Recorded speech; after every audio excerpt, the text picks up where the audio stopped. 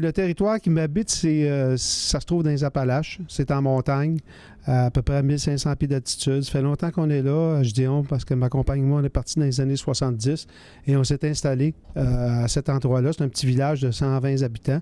Et puis, on est vraiment impliqué dans ce milieu-là. Pour moi aussi, ça représente un refuge, ça représente un lieu d'inspiration, ça représente aussi une manière de vivre, de côtoyer les gens qui vivent au quotidien. T'sais. J'aime ça, la question de savoir comment le territoire vient nous chercher, comment le territoire a une influence sur nous autres. Moi, je suis convaincu que, d'abord, juste au niveau du rythme, ça change les choses. T'sais. Je trouve qu'il y a une réconciliation aussi avec le temps, dans mon cas.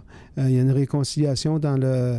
J'ai l'impression d'être plus en mesure de contrôler mon temps. J'ai pas l'impression d'être je sais pas, dans le système nerveux d'un animal qui va me dire qu'il faut que j'aille à telle vitesse. T'sais. Là-bas, j'ai l'impression, quand je me retrouve dans les Appalaches, d'être plus, plus en contrôle de ce que j'ai envie de faire. Le territoire, tu sais, je ne le vois pas comme quelque chose où on va toujours chercher, où est-ce qu'on va aller chercher d'épuisement, tu sais.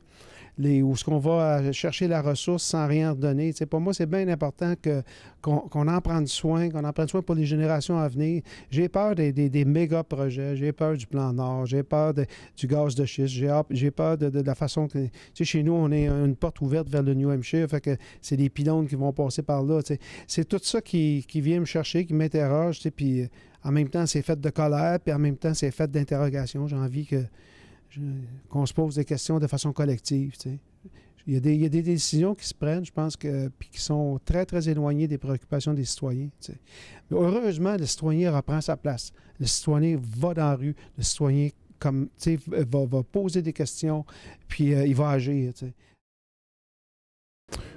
C'est sûr que peu importe où ce que tu grandis, ça a toujours un impact. Tu sais, les gens que tu rencontres, l'architecture... je sais pas, la culture aussi.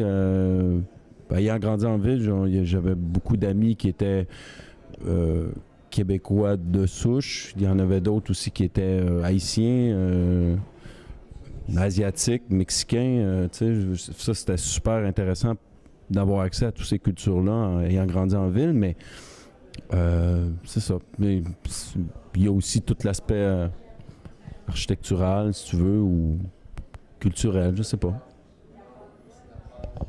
Toi, Stéphane? Moi, le plus gros impact se situe au niveau de mon sommeil. Parce que j'ai un petit bébé de 6 mois qui commence à faire ses nuits, mais qui se lève à 5 heures du matin. Qui découle de la relation que j'ai avec ma copine que j'ai rencontrée à Grande-Vallée. Ça veut dire que quand tu vas dans ce paradis terrestre, tu dors.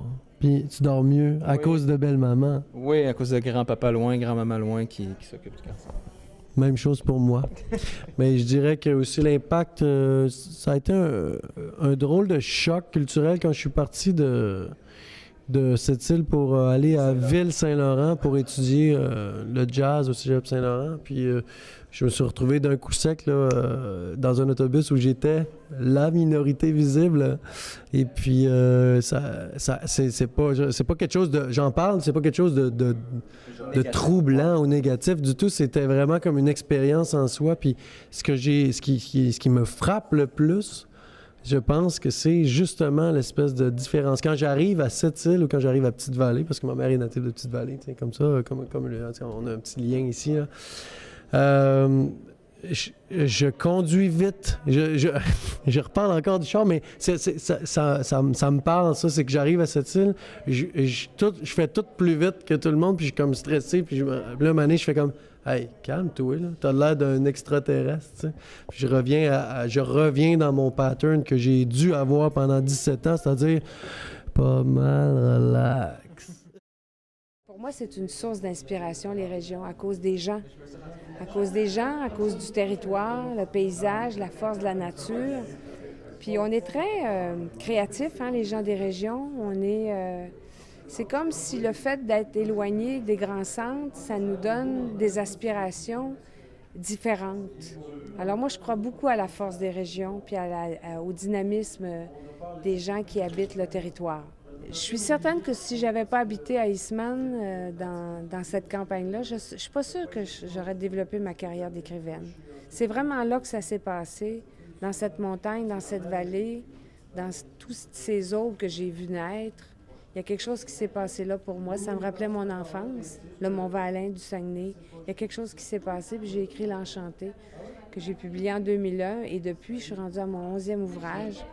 Donc, j'ai écrit des livres qui se passent en Gaspésie.